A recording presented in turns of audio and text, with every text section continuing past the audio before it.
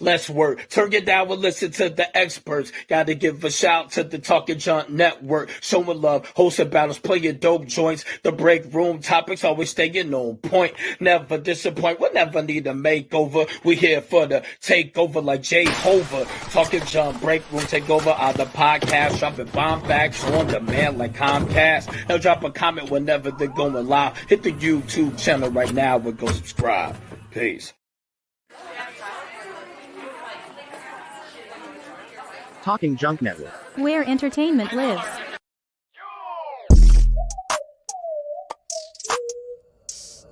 Welcome to Talking Junk. I'm your host, Jason Melendez. Live now every week. Talking Junk. A multitude of professionals in different aspects, different walks of life. You have to come on and talk junk like a normal person.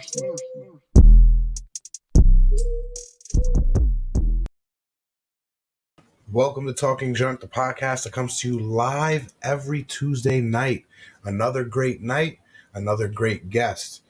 My guest tonight is a vintage professional.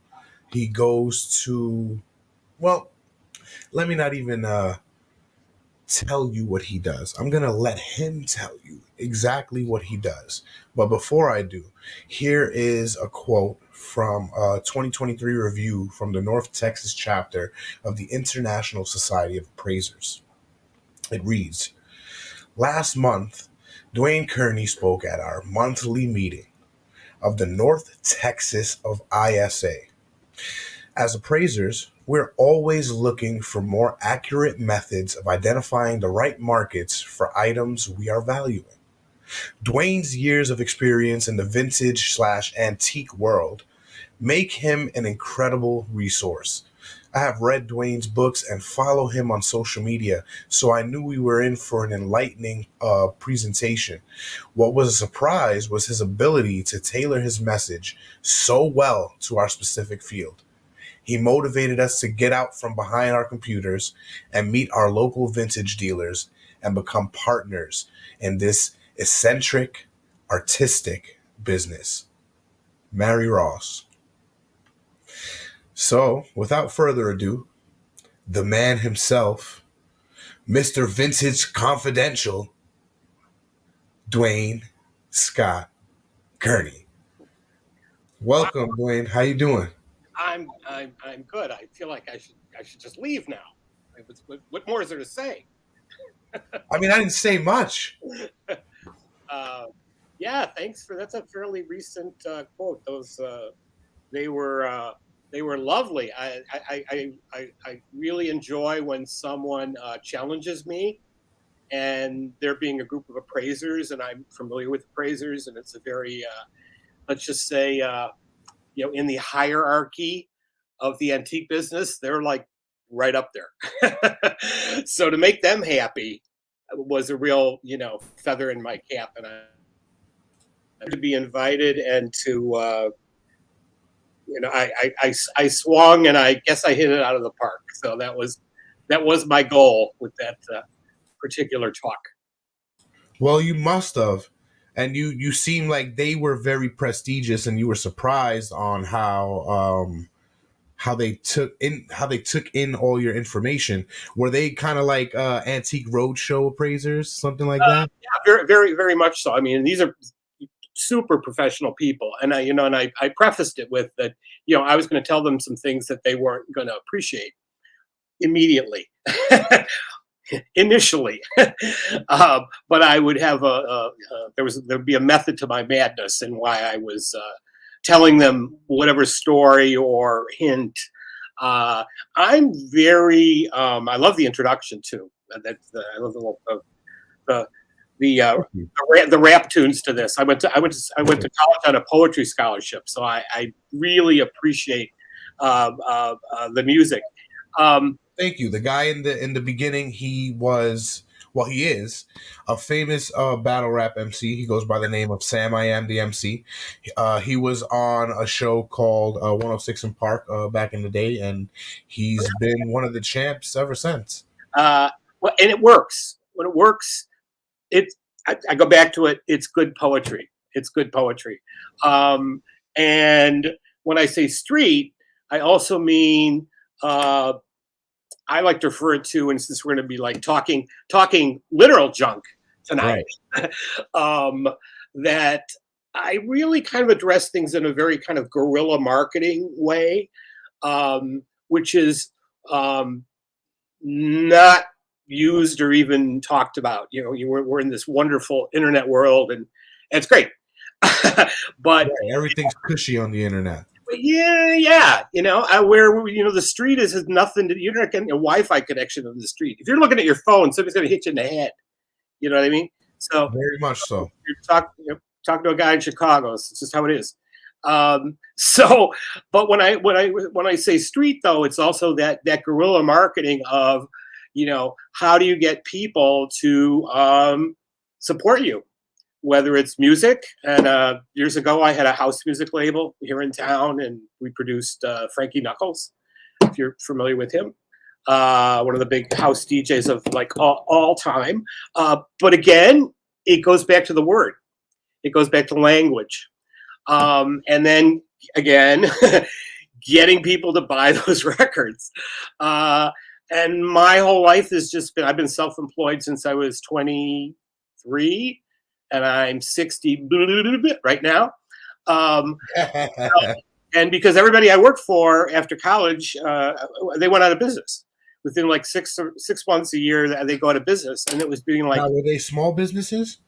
These were, they were small businesses. One was a little independent rate and data publishing house. They got bought out, and then they didn't need me.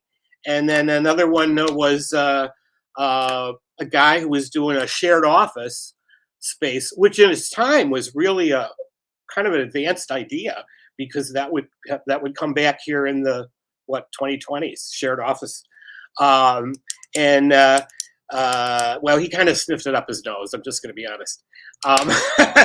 It was a great idea, and I was like the last one hired, so I was going to be the first one fired.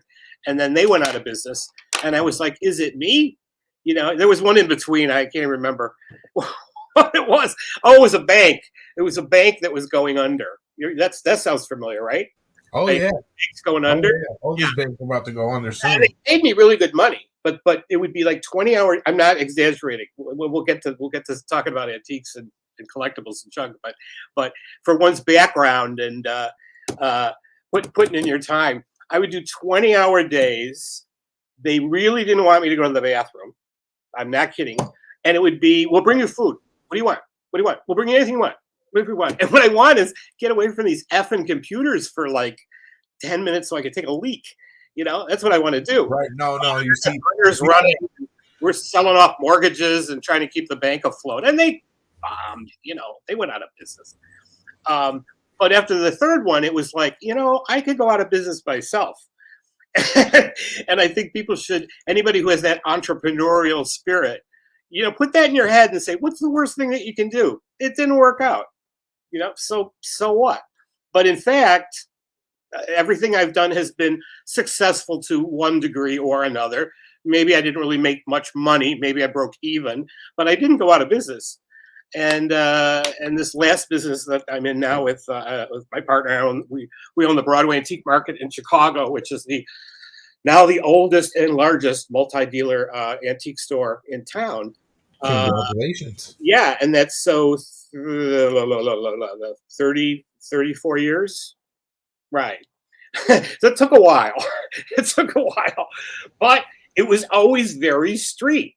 It was always, I'd hire high school kids to pass out, really quirky little postcards when people got off the subway or at a bus stop. I mean, just pamphleteering, again, before the internet. So I've got a lot of suggestions for people who are starting out really in almost any kind of business to market. But a lot of it is just getting really basic, just because the internet can just be all, I got to have a TikTok account and I'm dancing and I need to learn the steps. And no, you really don't. It's really not how you start.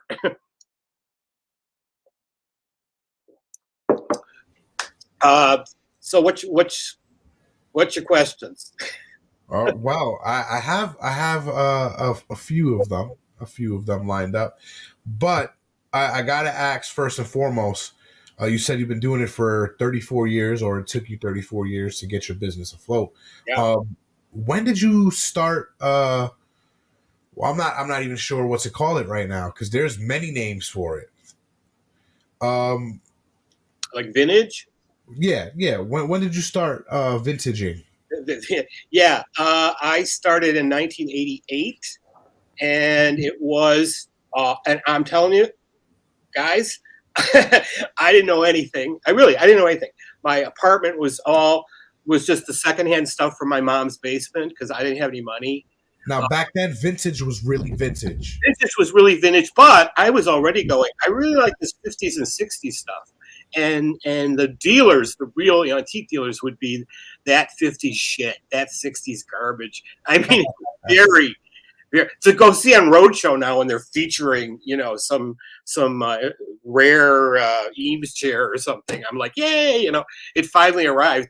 But back in '88, no, that was not what was going on at all. Anyway, I basically stalked a store. In that, I would go to this. There was this one big antique store, and it was the first antique mall. I'm sure they have antique malls all over the country now. But I would go in there every Saturday, and I would I stalked a store like you'd stalk a person. And because it changed all the time, and I could see these people were making a lot of money. And I'm a paper person, like ephemera, and the guy who owned it was a book dealer, a little out there, but he was a book dealer, and his wife ran the store, and she was a bit of a chatterbox, and we just totally clicked. And after many, many months of going in there, and occasionally I'd buy, I don't know, a piece of pottery or something, because I didn't know what I was doing. I just bought what I liked for my apartment, for a little studio. Right. Usually that's how anybody starts. You just buy what you like, And so I think it was an Abingdon vase. And she says, we're like 4 blocks from Wrigley Field, and like thousands of people walk by this place. And it was big, 3 stories. It was huge. And she goes, and they don't come in here. And she goes, everybody thinks we're too expensive, but we're not. We have things from $1. And they did. They did at every price point. And she said, so would you consider doing our marketing for us? And I was all into that because I had helped other people write business plans. I'd written a business plans for, true story, for Rambo Boys Clothing. Oh, that sells itself. Yeah, right. Except it didn't. I did a thing for Navy Pier, all kinds of things for Navy Pier in Chicago. I'm sure you're familiar with that. So I would do these business plans. So this is a big antique store, and they want a kind of a business plan. I go, I'll do this, and she goes, that's great. We have no money. Oh, wonderful. And she said, but you know what? We'll give you a booth in the basement, and you can sell stuff. And I thought, well, she's offering me something, right? Right. I mean, that's today. That amounts to a whole different. It's a whole different gift given to you nowadays. To get a piece of retail where you can just make your own business is almost unheard of. Yeah. To give you space, right? A little space. They're open 7 days a week. And so pretty much I started just like shopping my own apartment and my mother's basement, and running around to thrift stores because I did not know anything. And stuff would sell really fast, mostly to the other dealers because I didn't know what I was doing, and I was just pricing everything like way too cheap. But I didn't get bummed out about it. It was more like I realized that's how you get in the food chain. So first step is just get in the food chain. Don't worry. Oh my gosh, somebody made $10 on me or $100 on me, or everybody goes like, oh, like you made a mistake. You didn't make a mistake. You're in the business. You're in the food chain. Right. You're learning. So you're learning. So don't everybody beats up on themselves. So if you can let that go, you can grow. And that I ended up bringing in a partner, which was my partner, Jeff Nelson, who's still my partner, from Madison, Wisconsin. And I had heard that he was managing a store in Madison, and wanted to get into this mall, but they had no space. And so when it was mentioned to me, I says, well, just give them my booth because I don't know what I'm doing. And they said, no. Why don't you split it with them? Why don't you share it with them? And he can tell you what he knows, and maybe, he'll learn something from you. I don't know.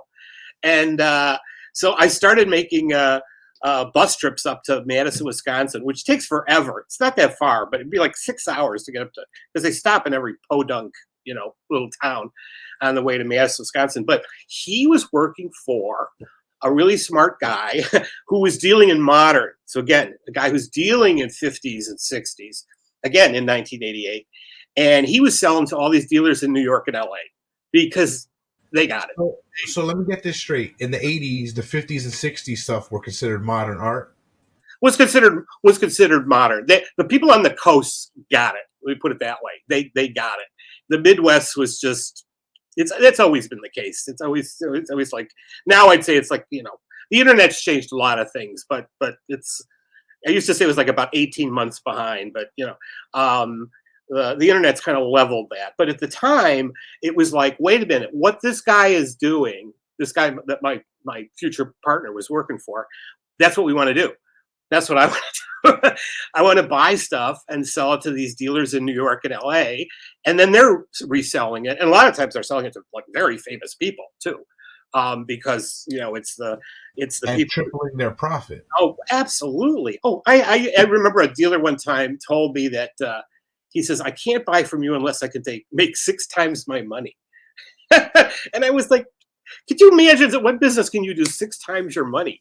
Right. But that was his business plan. And that, clearly worked for him. He was very successful. So, so $100 piece for me was $600. That's what he was going to be selling for. Well, you know what I'm hoping makes 6 times what I'm making now for me. Mm-hmm. A word from our sponsors. Oh, excellent.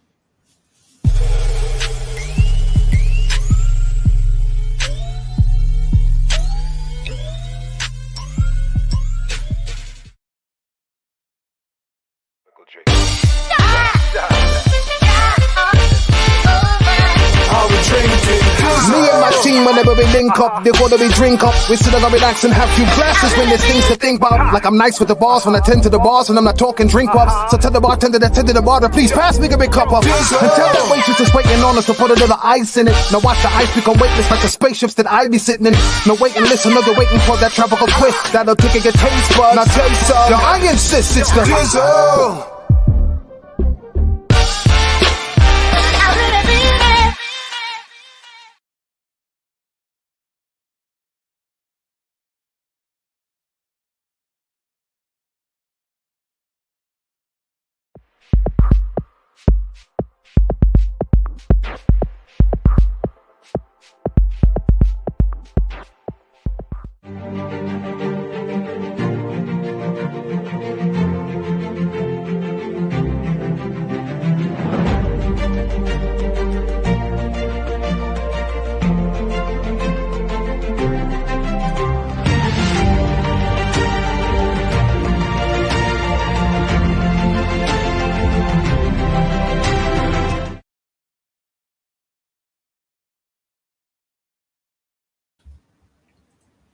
Welcome back.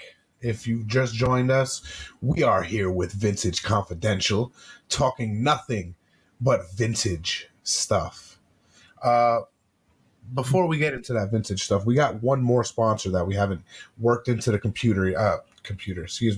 into the commercials yet, and their name is Syrup. It is syrup for cereal. It is amazing. It comes in a ton of different flavors. We got the cinnamon toast, we got the banana cream, which I love, and we got the strawberry. And the best thing about it is it's edible, so you can put it on whatever your mind can think of. The kids use it for pancakes.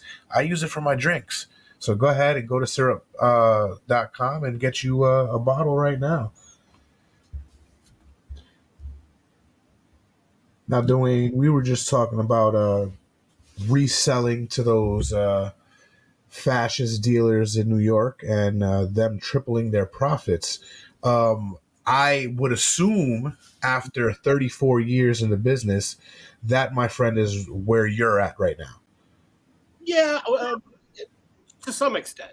Um, we still sell to a lot of dealers. We again, the internet's kind of leveled it. So if you're selling on the same site, um, uh, I always, I always say, it's like it's not a museum. I'm not running a museum. It's all got to go because there's new things coming in. So and even years ago, I used to think I'd actually rather be like Walmart where it's just or Costco where it's just coming in and coming out, then I don't even know what a comparison would be. There's probably some pretty lumpy stores that aren't in business anymore, right? Now, are you a collector yourself? Not as much as I used to be. Which I didn't think would happen, because initially it was like you just want to keep everything, and that was going to be my next question. Like, you being a collector at one point, it would have been hard to actually sell the good stuff, especially the stuff that you'd want to keep for your collection. Yeah. And then but then the landlord comes around and wants his rent, on your store or apartment or whatever. You got bills to pay, so it's like, well. Look, sir, I just picked up this samurai sword here. It's about the same as 2 months' rent. How about you trade me? Yeah, that's listen. I once had a landlord that would come in and like try to hustle me out of stuff. In addition to the rent. In addition to the rent, he's doing me a favor. We won't speak too ill of him. He knows where he is. And my favorite one, though, I would guess. My favorite one was I once had a fireman came through and like in the middle of the week, and he did his inspection and blah blah blah blah blah, and it's giving me all this hassle. And I'm renting a store, and then he's pointing out all the infractions, and I keep saying, I don't own this. This is my store, but I rent this space, and these physical things that need to be fixed, and there's going to be a fine. And he's always like, well, you're the one who's going to get the ticket. And then he says, but maybe we can work something out. He goes, I'm going to come in this weekend with my family. And he did. And he showed up that weekend with the family, and he went right to the item he looked at before, which was a toaster, a chrome 50s toaster, a cool chrome 50s toaster. And he brought up the counter and he goes, remember me? And I said, I certainly do. And I wrapped it up and I put it in a bag and gave it to him. And hey, you get off as a fat cat right there. Right there. Hey, I didn't have any more problems with him. I didn't get a ticket, and it was for the price of a toaster that cost me $10. So big secret in life is also find out what people collect. If you can, somebody and you know what they collect, and you can find something that they don't have, they will do anything for you. They will be your. Did he collect toasters for life? Yeah, he was into. Yeah, he was like into industrial design. Well, who knew? He's a fireman. Who knew? He could be any. So, and then the wife. You would think a fireman would be kind of scared of an old faulty toaster. Yeah, it's a good point. It's a good point. But you know what? Those old toasters work a hell of a lot better than the new ones. Oh, everything does. Yeah, everything does. That's why cars nowadays crumble in an accident. Oh, I bet. Cars 30 years ago stand the test of time. Oh, back in the day, I had when people had phone machines, and I had a phone machine. This is when I was working for somebody else, and I had a boss who would leave messages that would be so long she would burn out. She would burn out my phone. And I went through all these phone machines. Talk about dead technology. Nobody wants a phone machine now. But yeah, the old stuff is that, and young people get it. Young people totally get it now. And I'd say 5-10 years ago, they didn't. So things have changed, and so they're all about, their carbon footprint and being green. And there's nothing greener than really resale. Whether it's from a thrift store, or a vintage store, or an antique store, you're not. This isn't furniture that's ending up in a landfill or clothes, or you could just go on and on. So it's a good thing. beyond Martha Stewart. You know, it's a good thing for like a lot of reasons, and they get it. So you don't have to. There's no. I always say I don't talk anybody into buying anything. They know what they want. I just try to make sure that I have it for them. Now, has the times made it considerably easier to get to that point where people just know what they want instead of you having to kind of show them what they came for? Yeah, I'd say yes and no, because there's young people like they like things that they don't know what they are, of course, and we're all like that. But Curiosity killed the cat. you can show them a rotary phone, and they just stare at it. You know, you just stare at it, and then you say, well, you know, you stick your finger in the hole, and you turn it around, and you let go. That is so funny because Right. we have a toy rotary phone here, and my 13-year-old was playing with it, and she's like, I'm just here going through the time machine, going back to when you had a phone like this. I said, oh, I didn't have a phone like that. That's way before my time. But this is how you use it. This is how you're supposed to dial. Yeah. How did you know how to use it then? People that grew up in the 1900s. Yeah, suddenly, yeah. See, so I mean, in her mind, you're still old.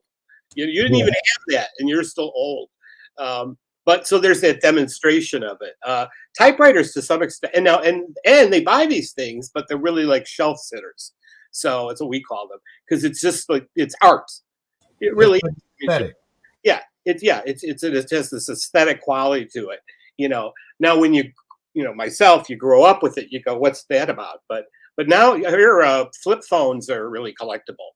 So, and like, I wouldn't think that would have happened. And vinyl, holy crap, you know, vinyl's come back with a vengeance. I just seen your Instagram video about vinyl. Yeah, I think we did have something on that one, like Valley of the Dolls or something, wasn't it? Yes, it was. Oh my God, we sold a tremendous amount of vinyl and vintage clothing. We're by a university, and so I don't want to say the kids, they totally get it. It's interesting when like you asked me what I collect, and I for a number of years I collected vintage photography. But but when it gets to the point of like, okay, they know what a snapshot is, okay, but photography is just thank you. Photography is what you're just taking pictures on your phone, but how many of those pictures do you print? Right. That's a good point. Okay, and it's not a theory, it's a fact.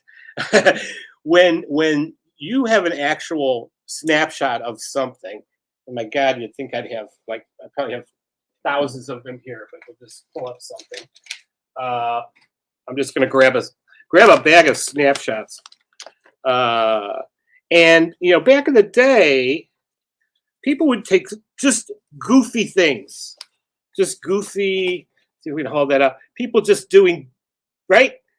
Just somebody's throwing somebody over their shoulder, right? There's right.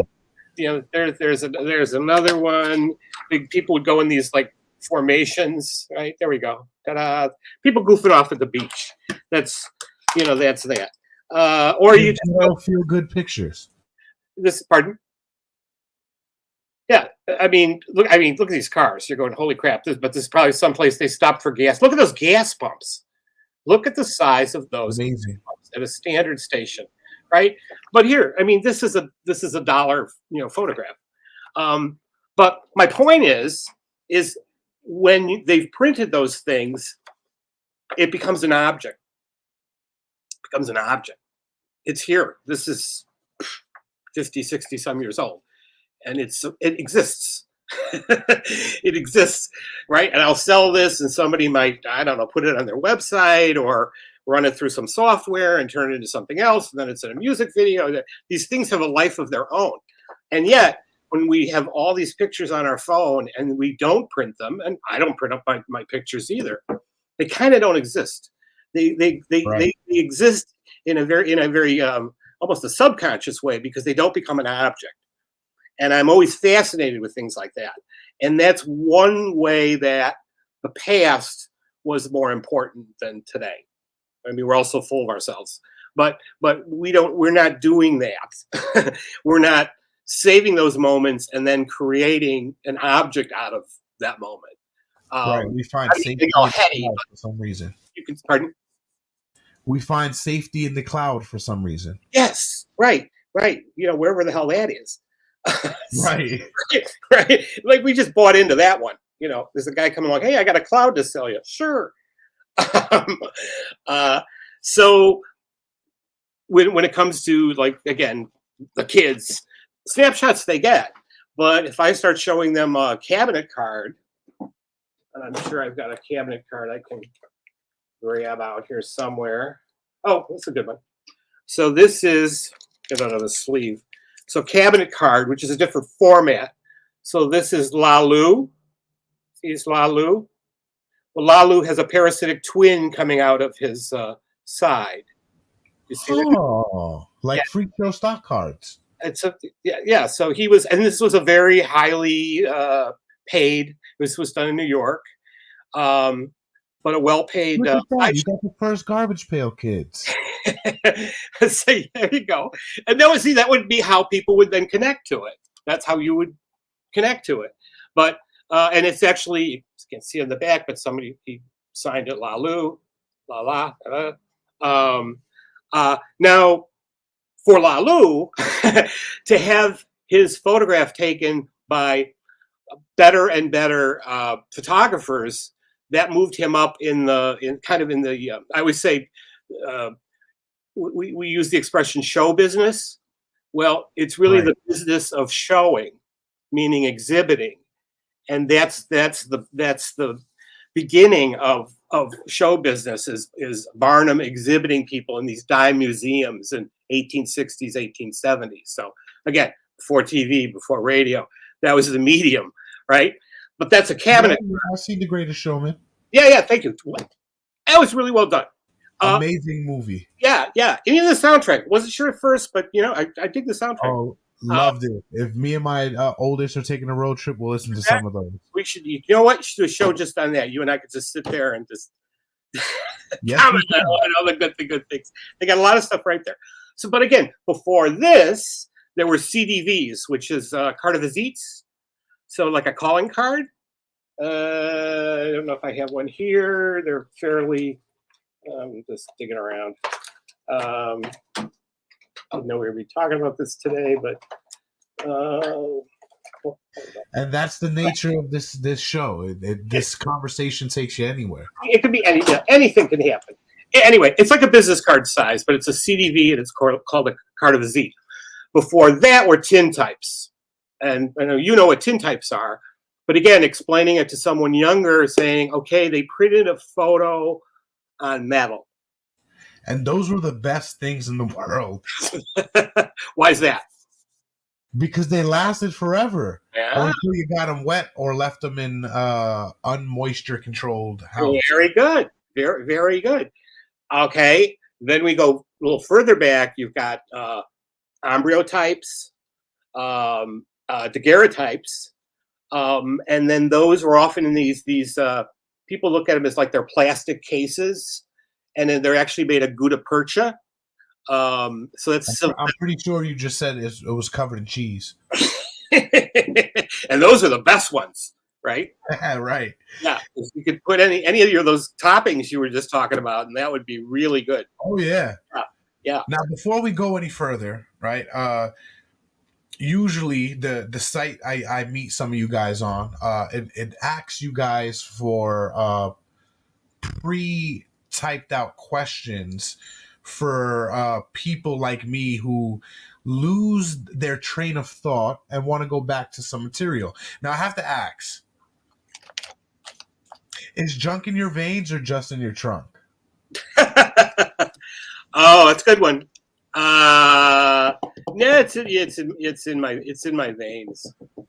It's in mine too. My first job was at a thrift store, and it was because of mainly I loved the vintage toys, the vintage stuffed animals, of course the vintage comic books, the clothes, but just the feel of the place, to be surrounded by all those old things and have them just linger in my mind to think of the journey they took to get to the point where they were.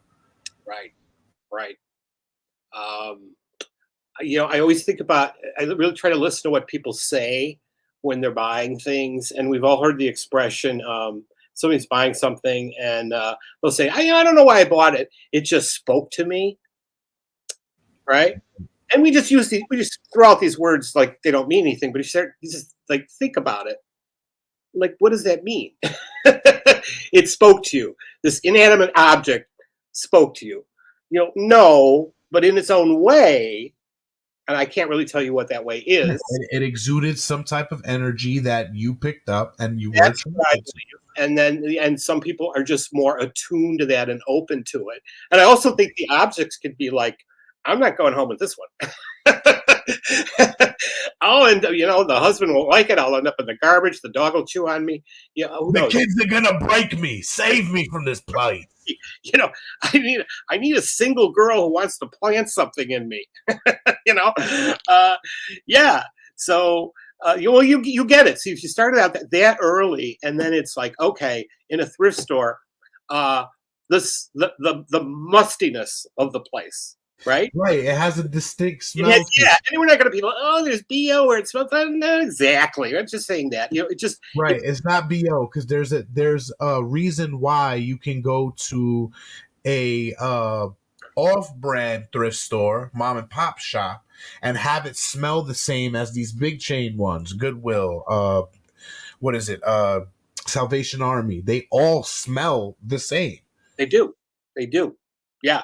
That would be like a product we should be selling, or a candle. It should be a candle at Walmart. You're very right. We're talking right, and we're losing money while we're having this conversation that we don't have that candle. Yeah, we throw it in the ether, and somebody's gonna steal it. Now, and I go, well, see, I do this all the time. See, you do it too. But yeah, so when it's in your veins, it's in your nose, it's in your brain. You got it bad. And it's funny. I don't really know how it happened with myself because my mother always wanted everything new. Everything had to be new. But then again, I grew up with I was born in '59, so I grew up with furniture from the '60s or from their first apartment, which was from the '50s, and that stuff would all end up in the basement, and then I would play with it. And later on, it ended up in my apartment. So I always lived with this old stuff. And I said to people, if I could eat old food, I would. I'm just not about. There's some new things that are very cool. I'm pretty sure you found a fruitcake or two left in somebody's wardrobe or something. I probably emptied a bottle of strawberry cereal or whatever. Yeah, I'd be the guy to do it, right? Syrup, yeah. I'd be the guy to be like, oh well, yeah. Never say never. I don't know. I see those videos on TikTok of these people eating the old 80s and 90s cereals. Oh, the worst. Yeah. Just chew on the cardboard at that point. But again, at house sales, the first things to go are especially all the old products. And the food could be rotten and they don't care because of the packaging. And right. And we've been propping movies since 1990. Actually, once we got on our feet, we were propping movies, and we propped hundreds of movies and TV shows. And they'll want a certain thing. They'll want a borax box. They'll want just very specific advertising. So I remember the one time we were doing Prison Break, that show Prison Break. And they were always coming in and buying all this like little old lady stuff, like the doilies. And we don't have a lot of that because we're more mid-century and modern, but we have a little of it here and there and some like, true antique smalls and all that. And I said, wait, what is going on? I couldn't imagine somebody in their prison cell is doing this whole grandma look, and they said, no, you got to get out somehow. There's something wrong with him. He's got to go. The guy next to him collected birds, and we let him go. Right. So they thought it was going to work in MASH too, and look at that. Yeah. Right. All that vintage clothes, it didn't get him out of it. But it turned out that one of the guys in Prison Break, that he visits his aunt. And so his aunt, so the whole place, her whole apartment was this kind of 1940s, I would say, was the look. So, I really never assume, because I don't know what the storyline is. Half the time they don't want to even tell you what the show is, or film. But it is fun. Just imagining where your stuff is going and what it's doing is a kick in itself. Oh gosh, yeah, we did. What was the one? It was either Chicago Fire or we did a Muhammad Ali movie. That Muhammad Ali movie, and we did. Well, there's so many. Road to Perdition. Road to Perdition is a good example. Road to Perdition, because they buy the things. They didn't rent them. They bought them, because then they would pump them full of bullets. Fake bullets, but still. So to see the movie and you go, well, there goes my sofa. Well, then, Duane, we could have stood on Muhammad for a little while. Yeah. Will said we could speak about him, not his wife. Oh yeah, we could do that. Right. Yeah. An underrated film, but shot here and shot not too far from our story, actually. But in my first book, Selling Dead People's Things, I tell the story about how we got into propping movies, and it was we had a two-headed. I say this like it happens all the time, but I bought a sideshow of taxidermy animals, and I had a small two-headed calf, and we had a lamb, and we put the lamb out on an Easter table and set out all the dishes and all this this lamb with two heads and six legs, and I had a couple people pass out on like a Sunday afternoon, and I thought, well, I probably can't do that again. So I waited till Halloween. There is a point to this story. So I waited till Halloween. Do you still have that? Because I'd love to see it. I do. Yes. Oh, yeah. I don't part with that. Thank you. So that story's in the first book. So and I'm not going to give too much of it away because that's a pretty long story. But we'll get to part of the meat of it. Is that we did a Halloween window with the two-headed calf, and across the street there was a restaurant called Mia Francesca. It was an expensive Italian restaurant that I could never afford to eat at. And so apparently there was a number of people who saw the Halloween window. And the next day I get a call. I've been getting calls the whole day of crazy calls. Guys wanting to rent it for a fraternity party. That sounds disturbing. Yeah, something was going to happen to that calf. Not good, really. Just yeah. Juice is everywhere. Yeah, there's a very sad Dairy Queen commercial coming out there. In my on my Friday night show, we like to call that covered in Darby juice. Oh. So after a long day of all these phone calls and me saying, it's not for sale. It's not for rent. I certainly didn't want to sell that. I just got it. And this guy calls up and he goes, okay, hey, I'm in the town for like a couple days and I'm making a movie and I want to rent your two-headed cow. And I said, it's not for rent. And he says, this is Oliver Stone. And I said, sure you are, buddy. And I hung up on him. Wow. Oops. Lesson learned. The following day, I get a phone call from a very aggressive young woman who wanted to know who was the person who hung up on Oliver Stone yesterday. And I got to say, well, that was me. And she goes, he's pretty pissed off that you did that. But you should be very proud of that. But well, people say anything. When was that going to happen? Right. And I'm pretty sure it humbled him a little bit, even though he was pissed off. Because who in their right mind hangs up on Oliver Stone? Oliver Stone. Well, here he had 3 glasses of wine and across the street, and I didn't. So, anyways, it was like, okay, We make the deal, and I said, because this had never happened. We'd prop little things, but never anything big. So I said, you know what? I want it insured for $1 million. It was, what if it doesn't come back? So I thought, this is why movies cost $100 million, right? Even back then. Sure enough, they did, and they provided me with their certificate. And then I was able to go to the media and say, I rented a two-headed cow to Alverstone for Natural Born Killers. You're familiar with that? Huge movie. 25th anniversary of it, 26th, I think. I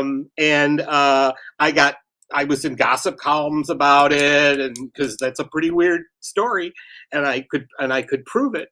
And on the 25th anniversary edition of it, I am told that there's outtakes, and what they did is and I knew they were filming in the forest, because I said, where's this thing going to go? I wanted to come back in one piece, but I got to admit, for a while there, I thought, if it fell off the back of a truck and I never saw it again, that's a sweet $1 million.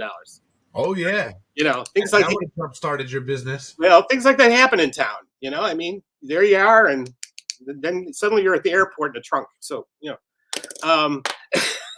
but so it was filmed in the forest scene, and the cameras are mounted behind the cows' heads, so you get the cow's perspective of the forest.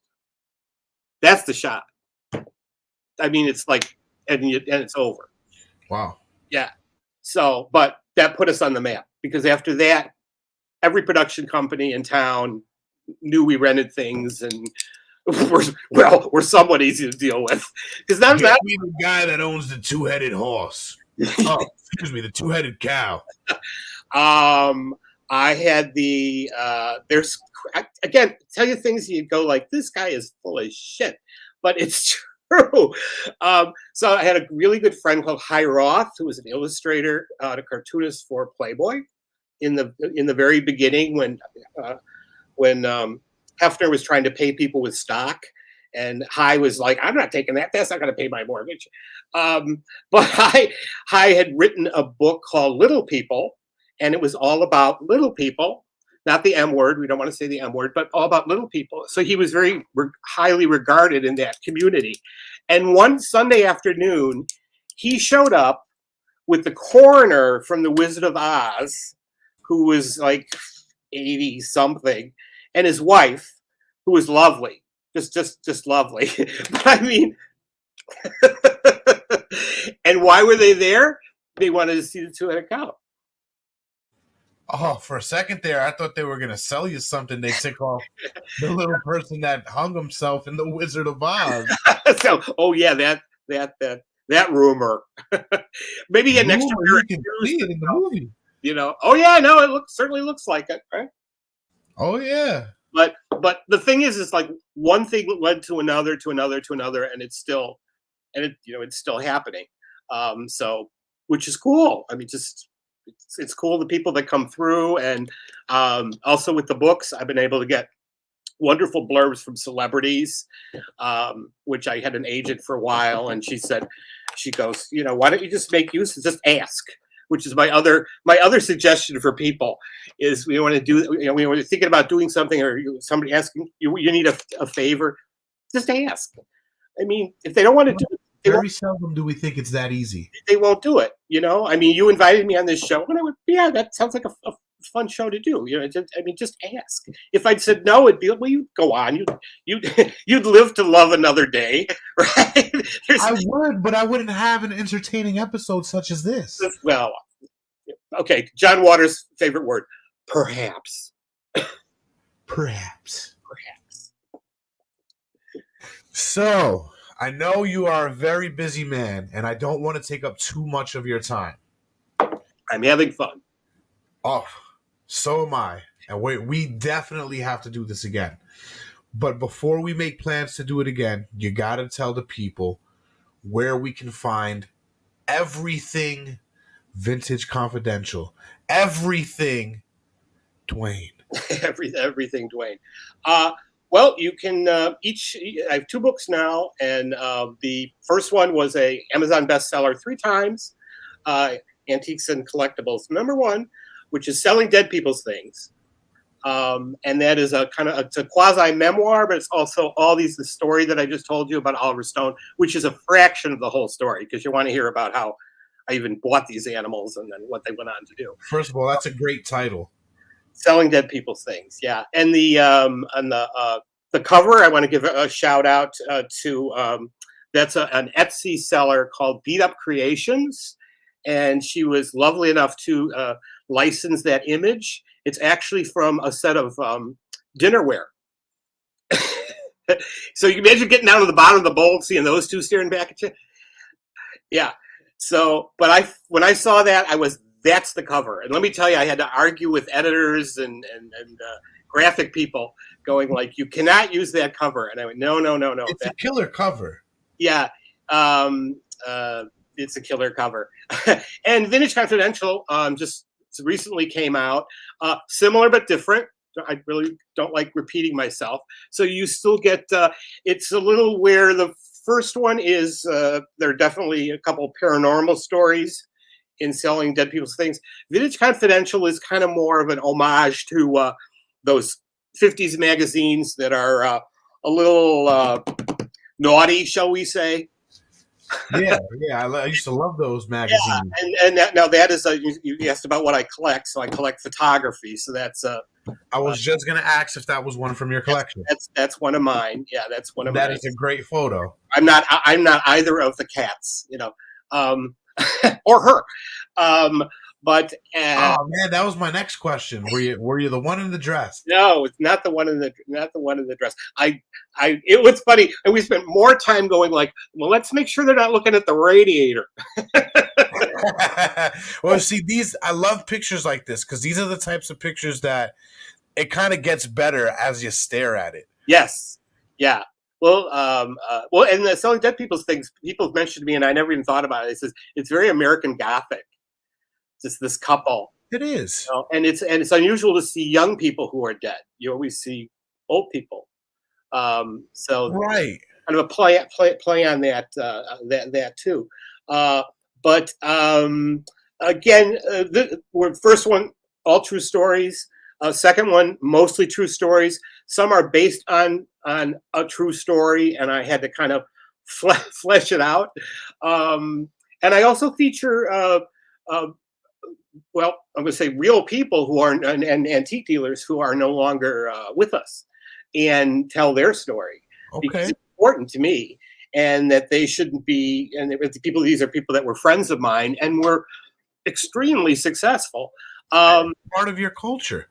Yeah, it's part of the history of it, and nobody writes about that, and it just kind of pissed me off because these people shouldn't be forgotten. The first one is. A gentleman called Tom Meniscus, but he went by the name of Jacob Marley. So the store was called Jacob Marley, which is brilliant if you want to think about it. So Jacob Marley, and people would come in and ask him, "Is Mr. Marley here? I want to buy this." And he says, "Oh, I'm sorry, Mr. Marley's not, but I can certainly help you." And he was dealing in mid-century here in Chicago before anybody was. And he would produce shows, and he would bring people in who were kind of cutting edge. And I was lucky enough to do his last show that he produced. And people would fly in from all over the place to come to his shows. And he was just a mover and a shaker, and died too young. And in the Vintage Confidential, I read about Raymond Hudd, who was he didn't like the expression, but they called him the Mad Hatter of Chicago. And this is a guy that he had like, what is it, 4 or 5 brothers, and they worked on a farm, and he wasn't any good at being a farmer. And his mother used to say, "Well, what do you want to do?" And he said, "I want to make." When he was a kid, he said, "I want to make hats." So he made hats for their donkeys, right? But as this goes on, he went to the School of the Art Institute. When he was like 23 or 24, he opened up his own store in the Gold Coast. Tony. Who does that? And in your collection of donkeys with hats? No, but I do have a Raymond Hudd hat, and there's a couple videos online. He did, and you go like, who cares? Okay, this is why you should care. So do you remember the Tylenol murders back in the day when somebody was? That's why we have the tamper packaging. Yeah, right. So at the time, while that was going on, Raymond Hudd made a Tylenol hat. So, I mean, you can say, well, this is really, really bad taste, or otherwise it's freaking genius. Bad taste, good timing. Well, I mean, he's just kind of the Warhol of hats. He did an Iran-Contra hat. He did I can't remember, there was a somewhat famous airplane crash.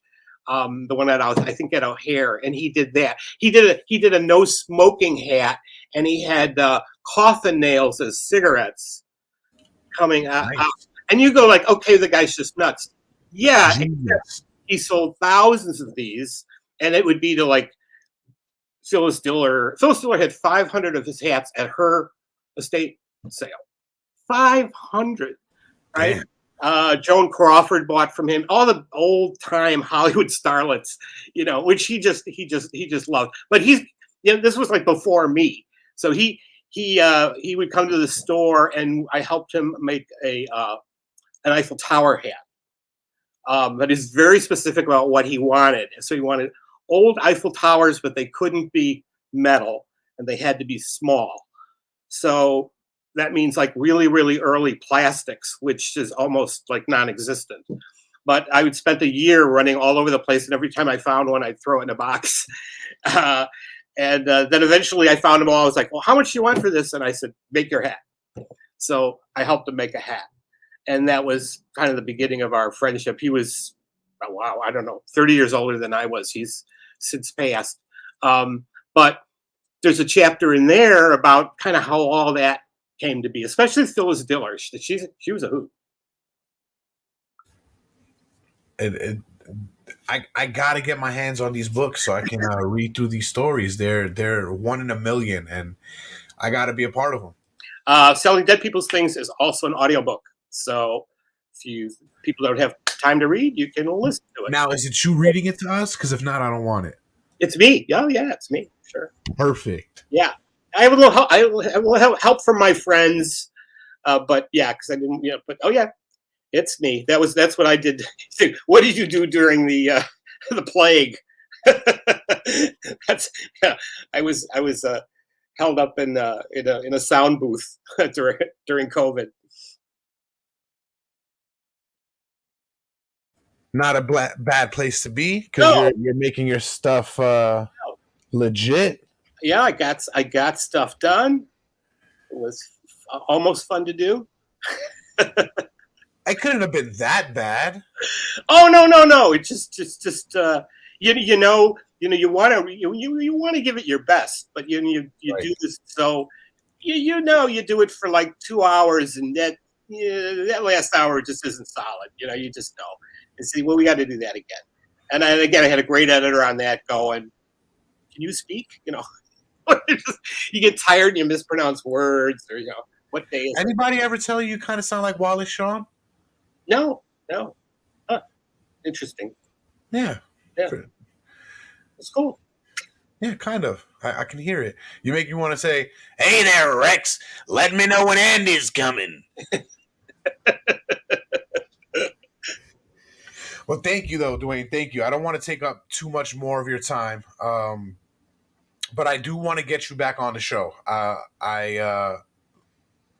love the dynamic we had on this episode, and I love the stories, and I want to get some more out there. I would love that. And anybody who wants to find me, either Duane Scott Cerny or the names of these books. I'm everywhere: TikTok, Instagram, Facebook, YouTube. And yeah, you've seen some of the stuff, and the craziest stuff hits too. So we put out something every day. So, well, they are about to see something that you put out. Right there. Okay.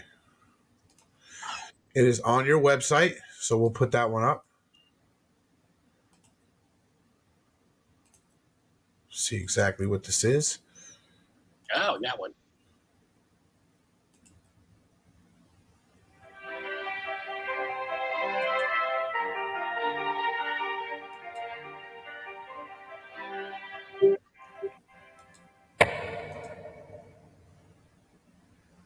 Ladies and gentlemen, I'm all in love with vintage. Why is it not?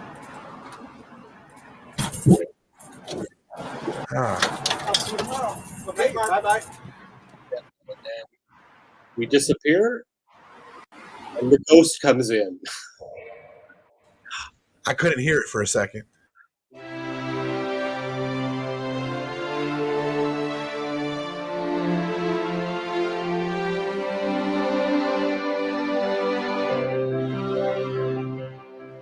YouTube, I'm not sure what I'm looking for. I'm not sure what I need.